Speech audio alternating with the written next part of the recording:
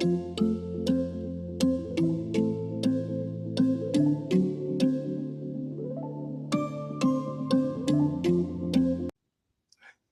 hey, hey, welcome, welcome, welcome to the buy side where we get ultra, ultra serious about the business of inventory.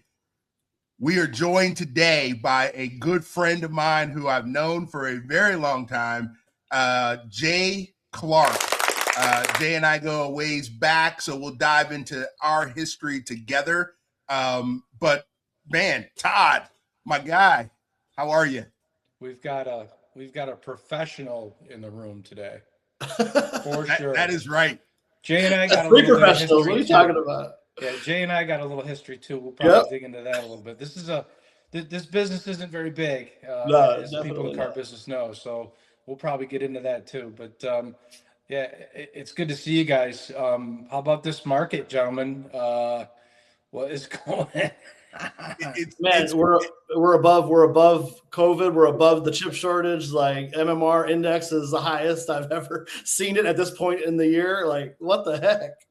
Yeah, man, it's been pretty wild, and the phone has been ringing off the hook with dealers looking for advice, dealers wondering how do you navigate this. So, again, on the buy side, we get really serious about going through and figuring out ways to help dealers navigate these very choppy waters at this point. And there's no one that I can think of. I mean, there's a lot of people in the industry who do it and do it well. Jay Clark certainly is one of those individuals that I look at and say, this guy, he gets it. He does it well. Jay is the director of acquisitions at Ron Marhofer. Did I say that right, Jay? Yeah, you got it. Perfect. All right, perfect. So Jay is the director there, and Jay and I talk, and we not talk often, but we text often. And the one thing about Jay will always reach out and say, Frank, what are you seeing? What's happening in the market? What's going on in this pocket of the country? But equally, Jay will quickly say, hey, man, there's a pocket of these cars in this area that you can go buy. He just did this last week where he said, hey, there's some Equinox EVs that seem pretty cheap if you go look here, and this is what you do.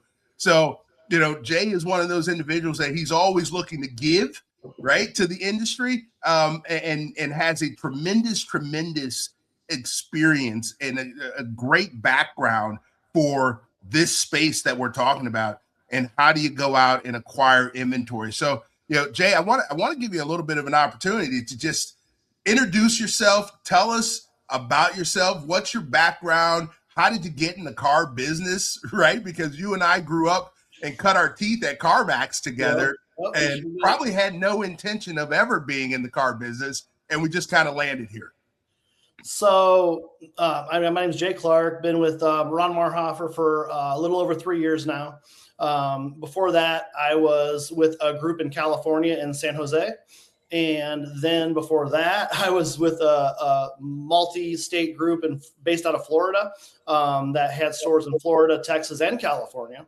And then before that, I was with Sonic Automotive. That was also part of Camping World that we might go back into a little bit here with Todd. And then before that, I was 11 years at CarMax. Okay. So, and then, before CarMax, like my dad owned a store growing up, right? I was around the business, but I grew up in Iowa and I didn't really want to stay in Iowa. And he was only a 49-51 partner in the store. So I knew I wasn't going to get the store right. So I knew that at some point he was going to sell it with the partner. I had no desire to stay in Iowa. So when I was in college, I worked at Foot Locker part-time, and out of college, they're like, Jay, we want you to run a store for us.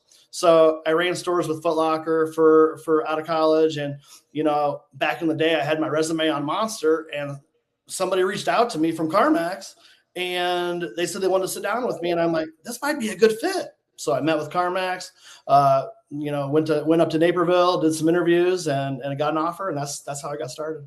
That's awesome, dude. And funny story, Todd, if I could, so with Jay never, even though he was at CarMax, Jay never really left the shoe business. So one thing as you walk through this, you'll learn that Jay's just a hustler. Like he no matter what, he's working, he's doing things. And so So are you buying it? Are you buying and selling sneakers still? That's what I was Not doing. anymore. I don't have time for that anymore. But I did. Just At curious. CarMax. CarMax was on cruise control for me, so I did have time at CarMax to do that. Yeah, dude. So Jay would take days off, and he would go to all of these Nike outlets around the Midwest and pick up van load, like not just a couple, van loads of shoes, to where the managers at these stores knew him, and then he would take those shoes and list them and then sell them. So at my highest point on eBay, when I had my eBay store, the highest year I had was $400,000 in gross. So you talk about just being a hustler, and that's what it takes, when you're living on this buy side. But Jay and I, like I said, we started at CarMax, and I believe like everything happens for a reason. The universe is a very interesting thing, and you connect with people that you don't know how you connected or why you connected until you're in it and it happens. And Jay and I, we met at CarMax. We were mentored by a guy by the name of Dan Holtzman, who was a great friend of mine, who passed away of a brain tumor.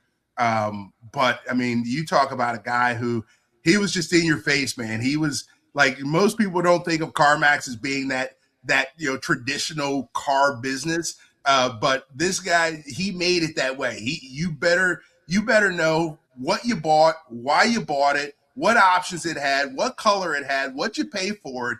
And I'm not talking about just a couple of cars, Todd.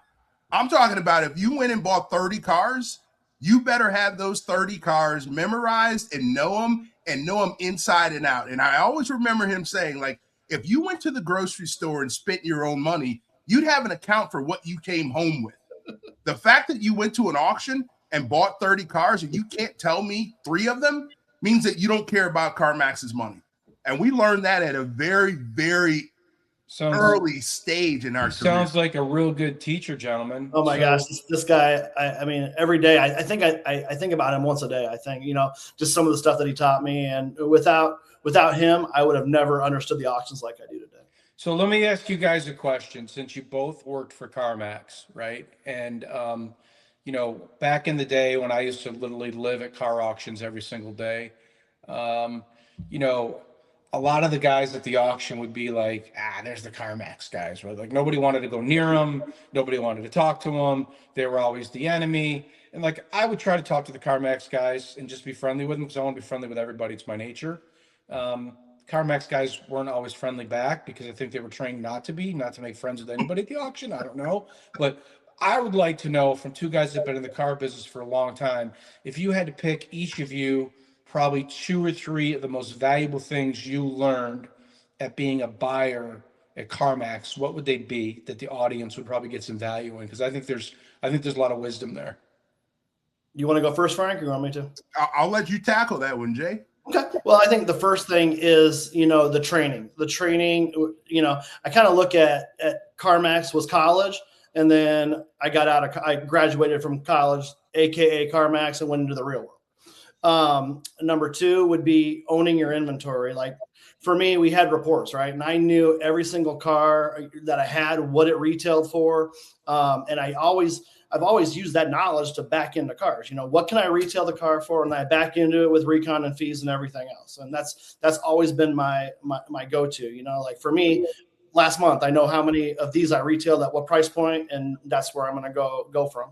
And I think the third was relationships, like today, Frank and I with our relationship, and some of the relationships I still have but CarMax in the early days versus CarMax today is very, very different. And like, for me, like if I was going to bring out another buyer on my team, it wouldn't be a CarMax person from today. It would be a CarMax person from 2005.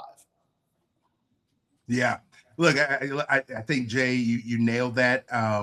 The relationship piece, like Todd, you mentioned, like there are guys who, weren't the nicest, or, sometimes, even, me being at CarMax, we would walk into an auction and have a bit of a chip on our shoulder. And it wasn't until I really started realizing that, for me to have success at the auction meant that I had to have strong relationships with everybody.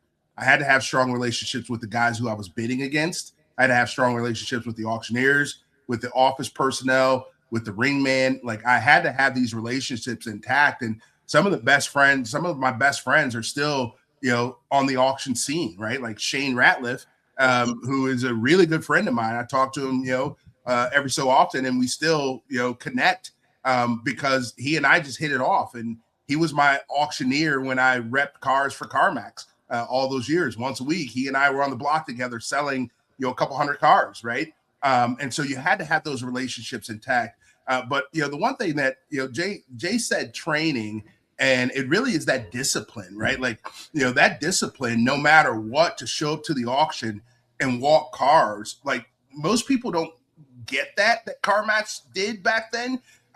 We were at the auction 24 hours in advance, walking thousands of cars. That wasn't easy, right? Like Jay and I can tell stories about, going to auctions in Detroit or going to auctions in Minnesota and running to get back to our plane and sharing the United Lounge membership or the Delta Lounge membership, so we could all just at least strip down out of our snowsuits and then go hop on a plane, so we weren't sweating bullets. So I mean, there's all of those things that you look at and you go, well, discipline matters in this business, right? Like, and I know, Todd, that you spent a ton of time at the auctions, but it's one of those things where when I see buyers getting into trouble nowadays, it's because we lack a certain discipline. We lack a discipline of reading the CRs correctly. We lack a discipline of knowing exactly where we're going to stop our bidding. And so we go past that number because we get emotional. We lack a discipline of going through and having the correct reporting in place. So, I mean, that's really what, allowed us to cut our teeth.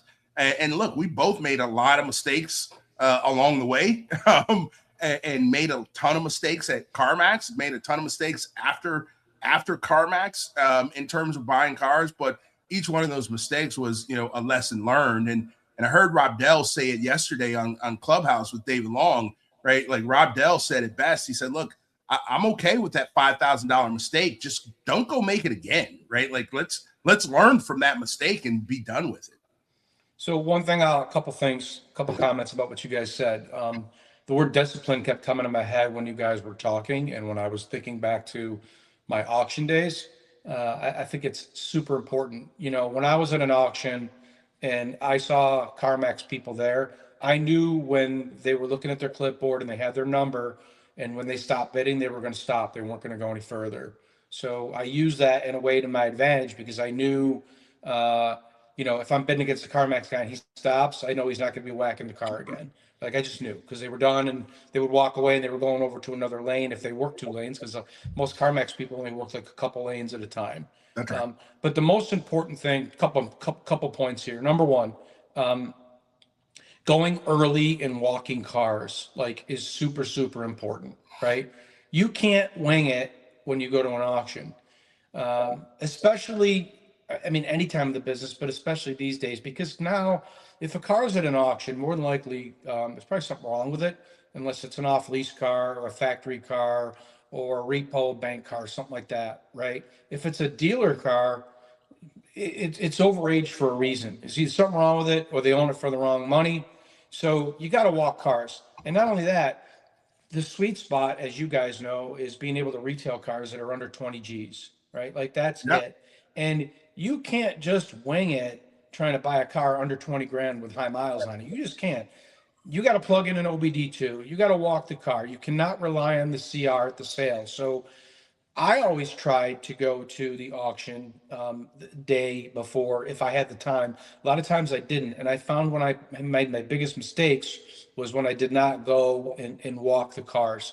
I think that's one thing I want to mention. And the other thing I want to mention too, right, and this is important, buying cars from auctions can be done properly, and it requires discipline. But if you're a dealer or a manager or someone in a leadership position and you're listening or watching this, my best advice to you is this: don't just hire a guy or girl and just send them to the auction or send them to their keyboard to click the bid button unless you know for a fact that they are a very, very disciplined person and they truly know their craft, and they know how to buy cars properly, and they also know how to rep cars on the block properly if they're going to sell cars for you too. Because I think what happens is this: we look at a resume and we see, oh, this guy or this girl, she worked for this group for X amount of years, or he or she's a veteran and they've been doing it for a long time. There's a lot of people out there in this business with some really, really bad habits, and they go from one store or one group to the other, right? And then they make the same mistakes over again. And sometimes it takes months or years to find out the mistakes that some of these people make. When you're interviewing somebody, you got to really ask them the right questions. And I got to tell you too, if I was still working today and I still own stores and I had someone who was working auctions, I would go with them to the auction and I would watch them, or I would sit and I would watch them at the keyboard, and not only watch them the day that they're bidding and buying, but I would want to know what their habits are the day or days before, because you cannot wing it. You just can't. Whether you're sitting at the keyboard all day on simulcast or smart auction or ACV or anywhere else, it takes hours and hours and hours of diligence to do it properly. And if you don't have someone who's disciplined and process driven and knows how to look at a Carfax or an auto check, knows how to look at a CR, can look at the history in your dealership to look at what you're transacting cars for, like Jay said, you're done. Like, you're done. You're going to get buried, and somebody will bury you. And it doesn't take a long time to bury anybody, especially in a market like this. Yeah. So those are some of the things I think about when I hear both you guys talk. Yeah, for sure. A couple of points that Todd brought up that really resonate with me. Yeah. Number one, you brought up, dealer cars have an issue. So for me, I don't spend a lot of time on dealer cars. I do have some trusted dealers that I know their stuff is good and clean and front line. But for me, like, dealer cars got to age for a point, for a reason, like you said, but then they've already been marketed too. They've already gone through all these iterations on Car Gurus. And the problem with a dealer car that's already aged is that it was at the lowest price the dealer was going to sell it for at one point. And that price follows the car online, and you try to buy that car and then raise the price back up by $3,000, unless you're in a completely different market, like Florida versus, Ohio or something like that, it doesn't make sense 9 times out of 10. So I do focus my efforts on the off-lease cars, the bank lanes, and those avenues, because those cars have never been marketed. When you get that car onto your lot, it's day one online. It's never been tried to been retailed before, unless it was a repo. Then maybe a couple of years ago it did, but that's where I focus my efforts based on what you said. Yeah, no, and Jay, like, I do want to, I want to dive into this a little bit, because what we hear time and time again is dealers saying, well, I can't buy auction cars and have any sort of success. And so quickly the industry has turned to, well, I got to buy service drive cars, or I got to buy direct from consumer, or I have to, I love that, honestly, because less people are going to the auction now, which is great for me. So it's interesting because, I have success at the auctions, right? My buy team has success at the auctions. And there's absolutely a place to make sure that you're looking at service drive, you're looking at appraisals, you're looking at trades, you're looking at all these things that allow you to get cars direct from consumer. But, really, again, Todd and I continue to say, that there's really, not a time when there's bad channels, right? Like, I go wherever I can get any kind of inventory. So to me, there are no bad channels. There's just bad strategy around that, right? And so we continue to preach that. And I'm gonna tee this up by asking you, how many cars did you buy this week at auction? This week, 180. 180 cars bought at auction, and that's you personally. Correct. So the luxury for me, is that I have managers at the store that handle the appraisals and the trades, and I have a street buyer at each store that handles the service drive, but they can only, like, their bandwidth. When you're dealing with a customer and paperwork, a street buy takes you an hour and a half at least to get one of those done. In that hour and a half, I could have bought 20 cars. The luxury for me is that, so 80% of my time is dedicated to finding these cars, at simulcast or smart auction or OVE or wherever. Then, the other 10% I would say is recon, and maybe not say 5% recon, 5% pricing, 5% descriptions and 5% logistics, arbitration, all that other crap.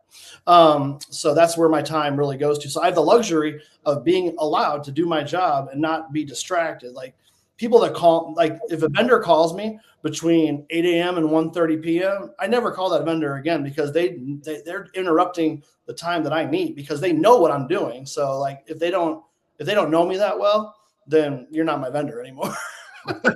So what you're describing is a very focused approach. And so I've had this conversation with some dealers. I was talking to some dealers on a Glenn Lundy podcast, and we were talking about the fact that it's not that a GM can't go out and buy some cars and buy cars successfully, but they're buying cars within a very short window.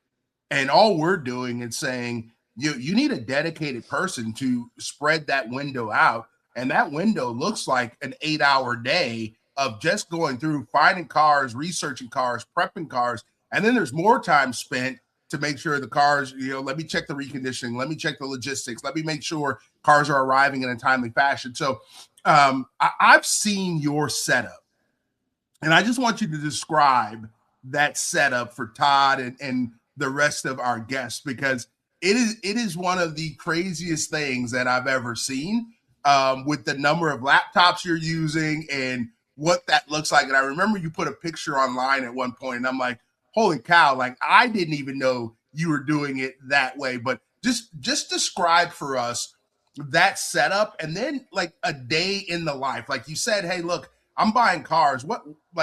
Describe what it takes to buy 100+ cars every single week. So I think the first thing, I like being in the Eastern time zone versus the Pacific time zone like I used to be in, because when I came here, I realized there's so many more auctions that I have access to by being in the Eastern time zone, and the logistics of getting cars, here fast to my store. But the biggest thing is having as many cars in front of me every day as possible. Like, because, there's sometimes where I didn't research a car, but when I see nobody bidding on it and I see them drop the floor, I'm going to take advantage of it. Sometimes, I do make mistakes, but then I've also backed up with Manheim with Deal Shield and Odessa with Odessa Assurance. And honestly, I love going to Odessa sales because CarMax doesn't show up at Odessa anymore because of the bad blood between CarMax and Carvana, which, has benefited me. I probably buy, 60% at Odessa, 40% at Manheim now. And between those two. But really it's having all the sales, every day. First I'll work the Eastern time zone sales, and in my book, I have every sale for everywhere in the country. And then, then I'll go to the Central time zone sales. Then I'll go to the Mountain time zone, and I'll even go to California. Cause I've got a good company, Acertus, that really helps me out on my logistics, from California. I make sure if I go out to California, I got to be able to get a load, because if I don't get a load, it's not going to work out for me. Yeah, for sure. Again, but for me, like I used to have like one computer, and then I would have multiple lanes on one computer, but that didn't work out, because if that computer crashes in the middle of the sale, which has happened to me multiple times, you got to reboot and it's over. So I've learned that having multiple computers and having a couple lanes per computer is the best way to go. So I'm usually running about 14 lanes at a time. And how many computers are you running? 7 to 8. So Todd, I want you to think about that for a second. So, and I've seen this setup where it's 7 laptops all set up with different lanes on them. And Jay is a maniac when it comes to this, which is, I thought that it's how I thought that I was a maniac back in the day when I had that really, really, really fat wide monitor that was probably like 4 feet wide, and I did it with like 2 laptops. But I guess I've been outdone. And trust me, I mean, I've had stuff crash. It's crazy because there was one day, oh my gosh, I got to tell you this story really quick. I was at Manheim Dallas closed Hyundai sale. For some reason, they got glitched in the middle of the sale and it froze, right?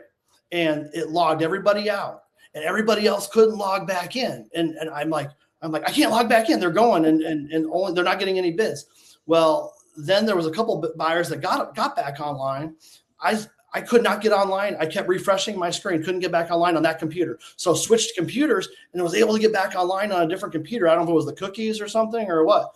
But anyway, that happened to me 3 weeks ago at Manheim Dallas. And I was only bidding against 3 other dealers, and I got the best deals. And thanks to my Hyundai rep that actually sold the cars to me, George, you're the best if you're listening. I got the best deal, and I bought 3 loads out of that sale. And it's always about being in front of the computer when an opportunity shows itself. And so I love that. Remember those days. I missed it. One thing you said in that is your Hyundai rep. You know him by name. He's in a completely different place than you're in, but you know this guy by name, and he actually sold you some cars.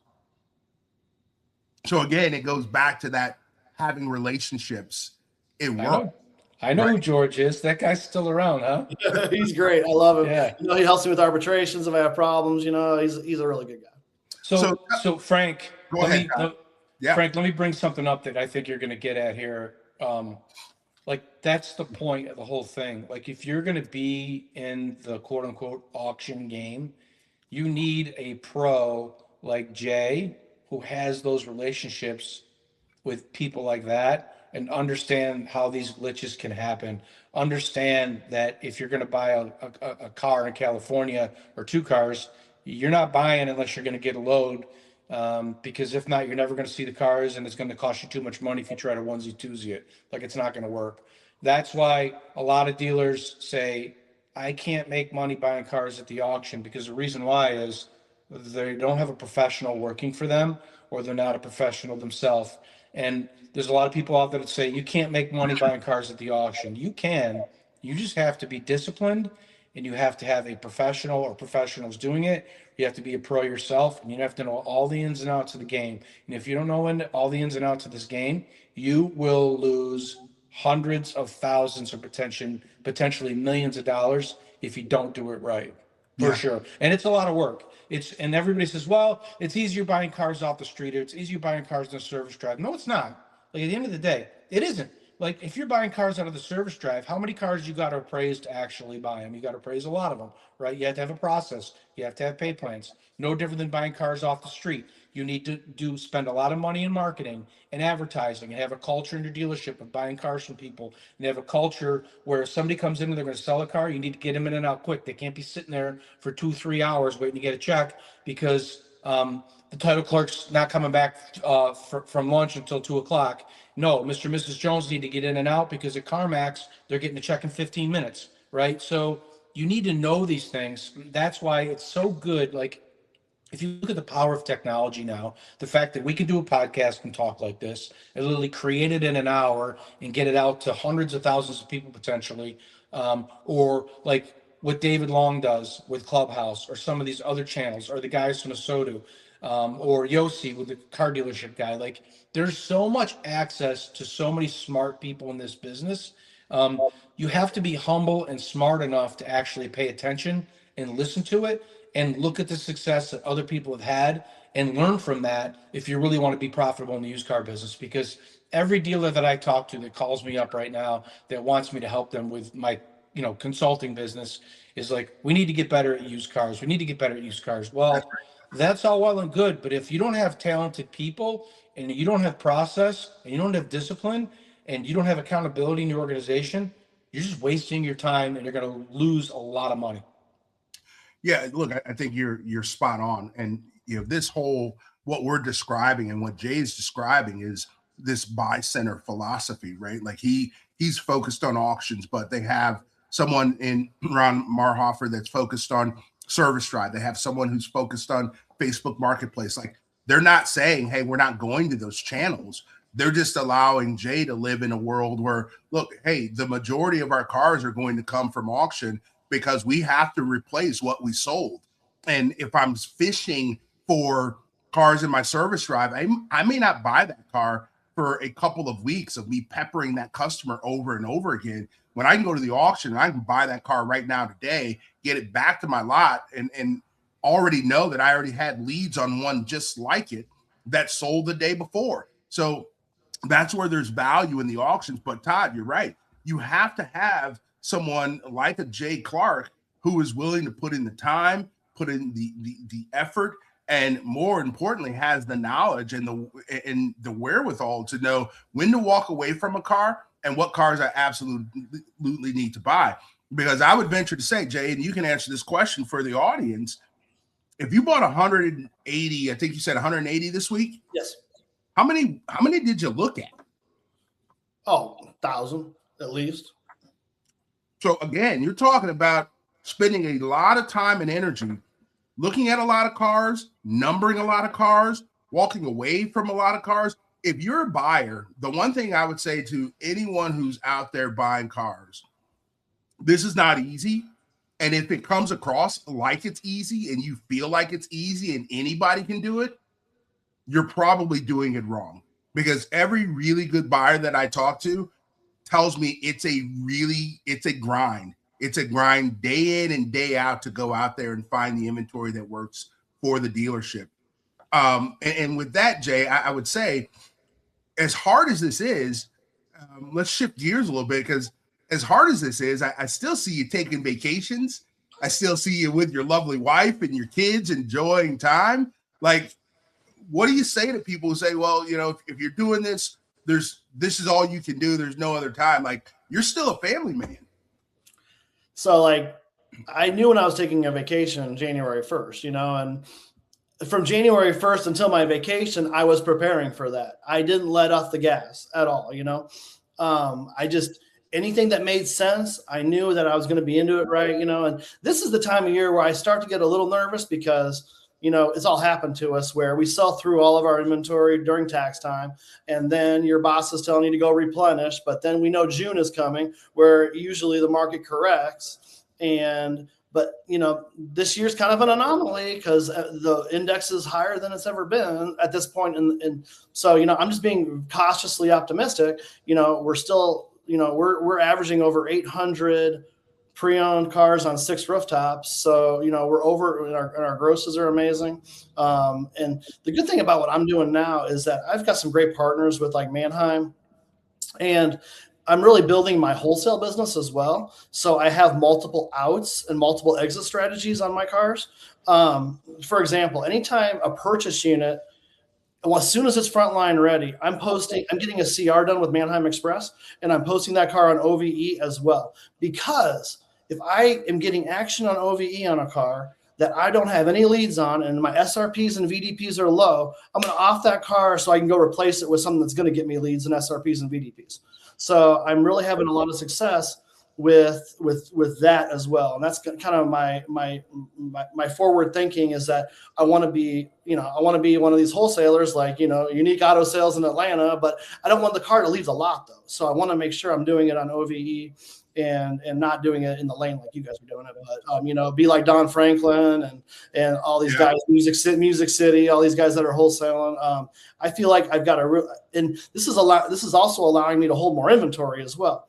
You know, my owner, he's more comfortable with me holding, you know, a 40 to 45 day supply if I have more exit strategies. When I first came on board, he was like 30 to 35 day supply. That's it. So we pushed the needle on that a little bit. Yeah. And that's awesome because, you know, because you plan that way, it still allows you to, you know, like you're a family guy, Todd's a family guy, I'm a family guy. Like, you know, when people look at this business and they think like, well, man, I'm just buried and I have to just do this.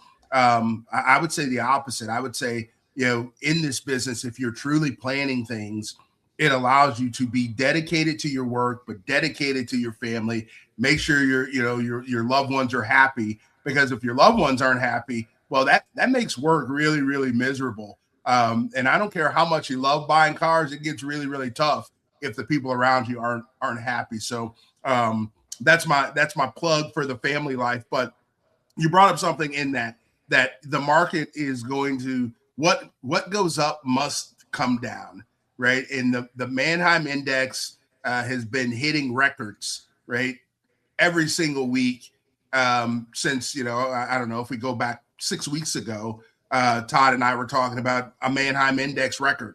and then it hit another record and another record, and it just kept going. It's starting to flatten out a little bit. It's starting to come back down, but even so, like there's a fear out there that it's going to correct, and it's going to correct hard. Yeah, and I would tell you that, in my opinion, that's exactly what's probably going to happen. Like, we've seen this story before, guys, right? We've seen a really strong spring market, and retail, at least for most of the dealers that I know, not all of them, but everybody had a really, really, really good March. February was okay, but there was a lot of weather. March was outstanding, especially for used. New car business is good, but not great. Now, today's what, the 11th of April. Most people I'm talking to have had an okay start for April, but not really what they expected. And I think the reason why is because used car prices have shot up so high. I think dealers have raised some of their prices because of what's happened in the wholesale market. And I think some of these cars are just getting out of reach. And also, too, all of a sudden, like, I drove up to upstate New York, where I'm from, for Easter. Like, it's $4 plus gas on 77 and 81. Diesel, I paid $6 when I was driving my Sprinter van up with my dogs. $6 a gallon. So people clam up a little bit. They got tax return money, but utility bills are higher. Groceries are still expensive. People don't really have the money for a car that they typically would have, because they don't have the disposable income. I think what's going to happen is this. I could be wrong, and I've been wrong before, but the wholesale market will roll, right? And if I'm a guy like Jay or Frank, and I'm still like you, and I'm buying cars, and I still do some wholesale here or there, like 25 wholesale a month, you're going to start to see some cars start to back up at the auction. You're probably starting to see some no sales now. You're going to see some no sales over the next, I don't know, 3, 4, 5 weeks. And then all of a sudden, middle of May, end of May, dealers and banks are going to start cutting these cars loose, right? And then you want to be lean then, so you can start buying some cars again. And it's okay to be a little bit lean over the next 4 or 5 weeks if you're a dealer. Live off trades. Try to buy cars, as many cars as you can off the street and in your drive. Still peck away at the auctions. You may not have the success you normally would have, but I think you'll start to see some auction success probably second, third week of May and into June, because that's what happens all the time. Yeah. We've seen the story before. Again, just my opinion, not really in the game that much anymore like I used to be, but I remember history repeats itself. Yeah, and Jay, what say you to that? Because if I know you well, you're looking at that and saying, you know what, you're licking your chops and saying, this is when I'm going to feast. But what say you to that? So there's a lot of leading indicators that I like to look at, and I've kind of become an expert. If you don't use the Envision tool that Cox provides in your suite, you're missing out, because there's so much data in there that you've got to follow. So one of the things I look at on a daily basis, the first thing I log into every morning is Envision. Okay. And I'm looking at my SRP searches over the last 48 hours. And I look at that for the group level. And we track anywhere between 500,000 to 950,000 searches in that over the past 2 years. So when I see that number fluctuating, down or up, that's when I dial it down or up, number one. Number two, I also look at the VDP activity for the group and look at where we're at on a daily basis. We average between 5,000 to 6,000 VDPs a day. When I see that number lowering, and Jason Rice talks a lot about this in his podcast with searches and stuff like that with Google Analytics, but I really like to dive into our analytics, at our store levels. So Envision's a great tool. That's kind of one of the things I look at. So right now, the SRPs this morning were 700,000. So we're right in the middle right there. And my VDPs are at 5,500 for yesterday. Looking at those two metrics is very, very important for me to understand the market. So the other thing, too, is we just partnered with a company called Recurrent, because we've been in the EV space since I came from California here in Ohio. And that we've done very, very well with EVs, especially recently with the higher gas prices. Okay. Like our best-selling car in the past 60 days is the Hyundai Ioniq 5. And, we're we're so good at back end on our stores is that, like a lot of people will come in and say, oh, my iPhone never broke, so I don't need to buy a warranty. But then we show them an RO for the battery that was, $8,000 out of warranty. And then they rethink that a little bit. Yeah. So, I'm looking at those metrics on a daily basis. The one thing that Envision will also show you is the amount of retail listings in your PMA. So if you go to the screen that shows you your top 10 cars, it'll also show you. So the amount of listings in the Cleveland PMA today is 24,500. That usually was averaging before January in the 28 to 29,000 range. So there's a lot less cars for sale in our market than traditionally. So that number is telling me that I can go buy a few more cars right now because I have a lot less I'm competing with right now. Right. So, look, I love that, Jay, because the one thing, audience, if you're listening to Jay, he knows his numbers. He knows everything that's happening, and he's using those numbers and he's using data and analytics to guide the decisions that he's making, and not just going out there using his gut to go out there and purchase a bunch of inventory because he thinks it's going to sell. He knows it's going to sell because he's stacked up all these KPIs to say, all right, I know if I watch this performance indicator, I can keep going. I can keep moving a little bit further and keep the foot on the gas just a little bit longer. And that's only going to benefit your organization when we get into those months of May, June, the dog days of summer, when it's a little bit harder to sell inventory. And so to Todd's point, the market will start to pull back. The question you have to ask yourself as an organization is, are you going to be prepared to take advantage of that pullback? Or are you going to be one of the dealers that's bloated in inventory, that's now trying to get inventory? You can't go out and buy the inventory because your floor plan is maxed out. Are you going to be that guy, or are you going to be the guy who's using the data and the analytics to guide you? I think that's what you're saying, Jay. Correct. I got a question. Are you using any AI tools to help you buy or help you look at the data you're talking about? At this point, there's really no AI tool that can give me what I'm looking for yet. I mean, I've looked at a lot of stuff at Used Car Week last year and stuff like that, but I mean, no, personally, no. At this point, no. And that's I'm not surprised by that answer, to be honest with you, because right now there's not a lot of tools in the auction space, AI tools in the auction space to help with that. I mean, there's everyone screaming AI when it comes to service drive acquisitions, when it comes to their BDC outreach, when it comes to even Facebook Marketplace. Like, there's several AI tools out there. I mean, Auto Acquire is a tool that a company that I'm the chief operating officer, and I manage that. And that's a great tool for service drive acquisitions. But I keep playing over in my head, like, how do I come up with something that's going to help with auctions, right? And a lot of that right now is just downright grit and hard work. But one thing you did mention, Jay, is that, look, this is stuff, all of this data is out there. It's out there at your fingertips. Like you mentioned Jason Rice, right? Like we had him on the show, and he and Chris King talked about Shopper Index, and they talked about, VDPs, SRPs, and tracking that and figuring out when do you push hard, when do you not push hard, and using that data to guide you. And again, great to hear you talk about it, because you're the boots on the ground. It's one thing to have a company and say, hey, look, you need to look at these things because my company, we do this. It's another thing to be that person who's boots on the ground, who says, hey, look, I'm going to use this data to make the best possible decisions that I, absolutely can make. We're bumping up against time here. We're coming up against 45 minutes or so, which we try to keep the show to. But I do want to get some closing thoughts from you, Jay, as far as, we talked a lot about what your day in the life looks like for you. We talked about what your preparation is. We talked about what data you're looking at.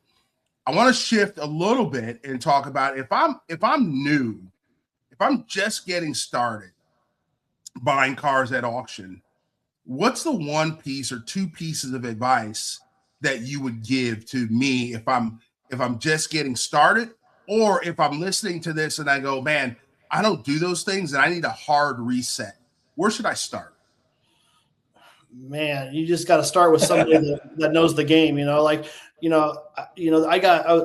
for example, I got a company that tried to recruit me, a few weeks ago. I didn't want to go anywhere. I'm happy where I'm at, but they called me a couple of weeks ago saying, hey, I need a couple of your vendors' numbers, and we're trying to put this guy into this place. And I'm like, send your new guy up to me for 3 weeks, and he can hang out with me, and I'll show him all the ins and outs. I think you need to have that person spend some time with a professional, maybe with your company, maybe not with your company, but that time will be invaluable to get them on the right track. And number 2, go put your feet on the ground at an auction before you even try to click online, because you need to understand everything that goes on there, because Amen. If not, these auctioneers are going to run you like crazy. You need to know who you're bidding against, why, where the floor is at. Like, you need to know like what's going on at the auction too. Oh man, preach, Jay, preach. I love it, man, because that right there, boots on the ground, man. Todd. So I got a question. So you buy 180 cars at the sale last week, right? This past week. These cars land. These cars need to get through the service department. They need to get frontline ready. They need to be digitally merchandised. But the first thing is this. You looked at a condition report and you thought you were buying a 3.8, and the car lands, and there's a bunch of stuff that wasn't disclosed or missed, which we all know happens. Yep. What process do you have at these dealerships that you work with now where they're looking at the CR that you use to make the determination to buy the car, comparing it to what actually the car is when it lands? Great question. When I finalized my appraisal, I put in the notes what I thought the car was going to need and how much I have to spend on it. And I had these stores at $1,000 threshold. If the $1,000 are under, they can go without calling me or emailing me. If it's over $1,000, they email me the upsell from service, and then we go from there. I either put the car on hold and either start arbitration process, or Deal Shield or Assurance, or I tell them to go if I have the margin in the car. With Deal Shield and Assurance, they allow up to 10% of your buys to be returned. Now, Manheim Deal Shield will not give you an adjustment; they'll just take the car back. But ADESA Assurance is actually a little bit more forward thinking. They will actually consider an adjustment through that process as well. So if you're not using those two tools, and even me with my experience, those tools have been huge for me, because the CR is only as good as the CR writer, as Todd just brought up. So it's good to have. Look at what percentage of cars that you buy end up having to go back or get Deal Shield or whatever. Like, what's that percentage? To keep my margins in check, I utilize the 10% I'm allowed. So that's usually what I'm using. Okay. So those cars need to be there. My point is this: there's a lot of things that you have to chase every single day, right? Between arbitration stuff, transportation, because the cars aren't getting as fast to you as you want them, as quickly to you as you want to get them, right? And then titles, lien releases, whatever. Like, there's a lot of different variables here. Are you tracking all this yourself, or do you have an assistant or assistants or people at the stores that are helping you? Because I know what it was like, right? And I had a lot of people that helped me. Like, who's helping you with this stuff? There's no way you're doing this yourself. I'm doing it myself. Looking at 1,000 cars and buying it. It's impossible. I'm doing it myself. You're doing it yourself. Okay. Well, I have some paperwork help. Like, I have inventory managers at each store that help me with the logistics of returning the cars. Once I say return the car, I'm not handling all that. So each store has the inventory manager that does support me a little bit. But as far as like the initial conversations with Assurance or with the arbitration or whatever, that's me. So there has to be some very good people and good processes in these dealerships as well in order to support somebody like you. And that's the point that I'm trying to make, right? There has to be a lot of different efficiencies in a dealership. For a dealer group to hire somebody like Jay Clark, they have to have infrastructure to actually do it. Because 100%. If you don't, it's a disaster. And that's the point that I'm trying to make. That's why I was asking you those questions. Let me go just real quick. So we have a centralized drop zone for all of our cars. So we're not 100% central recon, but all the cars get dropped at our one of our service facilities, 100%, because it saves me money on my logistics. And our stores are close enough within 30 miles that we can get the car. So if the car is deemed good condition-wise, inside and out, no cosmetic, no damage, that car goes straight to our detail center. Our detail center details it, then it goes straight to the store it was bought for reconditioning. And then at that point, it goes to the UCI inspection. Man, this was a master class on buying at auction. We just tip of the surf. Like, we could have gone another hour easy. Oh, for sure. And at some point we'll have Jay back on, and we'll have him on with maybe a Rob Dell, and maybe some others, to just have an entire group panel of guys that just do this at a very high level. But the one thing that I would say, when you think about a Jay Clark, a Rob Dell, a Chris Benvey, I mean, these are some guys who I've talked to over the course of time, and they just have it down. They know exactly what they're doing. They know how it works.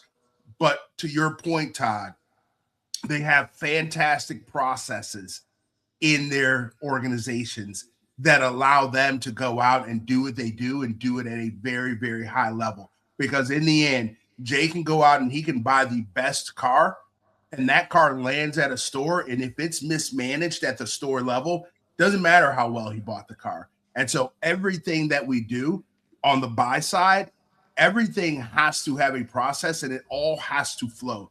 If it doesn't matter how well we bought it, if we can't get it transported. Doesn't matter how well we bought it if we can't get it reconditioned properly. Doesn't matter how well we bought it if we can't get it photographed properly and online so that it's being picked up, whether it's SEO, GEO. We have to make sure that all of those things are clicking, because that's what's living on the buy side is truly, truly like. For those that tuned in today, man, I really, really appreciate you guys tuning in. Share, please, please, please share this. Todd and I, we get together every so often. It's been about every 2 weeks now. We get together. We do these because we want to give back, and we just want to talk about how things work on the buy side. We know that it's difficult, so we want to do our part to help with what everyone out there is feeling and seeing. But most importantly, our guest, Jay, today, man, I thank you taking time out of your day. I know you're extremely busy, just hearing the number of cars you bought and how you track them. But, man, we certainly appreciate you just taking time out of your day to work with us and tell us all about what things are living like on the buy side. So thanks, man. Thank you, guys. Appreciate you. Tune in to our next episode. We're going to continue to bring on high-performing acquisition directors and used car managers, because we want to hear what it's like on the ground, what's going on in your dealerships, in your organizations, and what can you do to help others around you so that this world that we're living in, that's a very difficult time right now, gets just a little bit easier. Thank you for tuning in, and we'll catch you next time on the buy side. Thanks, Jay. Thank you, guys.